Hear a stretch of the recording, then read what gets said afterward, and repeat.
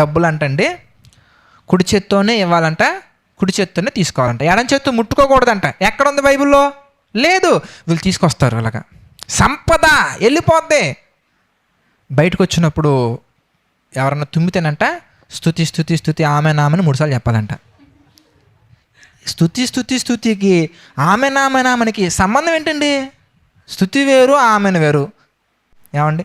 నల్లపిల్లి ఎదురైతేనంటండి అక్కడ ఆగిపోయి ప్రార్థన చేసి బయలుదేరాలంట. నల్లపిల్లి కాదు, తెల్లపిల్లి ఎదురొచ్చినా, కుక్క ఎదురొచ్చినా, నక్క ఎదురొచ్చినా, ఏదో ఎదురొచ్చినా కూడా నువ్వు బయటికి వెళ్ళే ముందు తండ్రికి ప్రార్థించి వెళ్ళు. వచ్చే ముందు, వచ్చిన తర్వాత కృతజ్ఞతాస్తుతులు చెల్లిస్తూ ప్రార్థించు.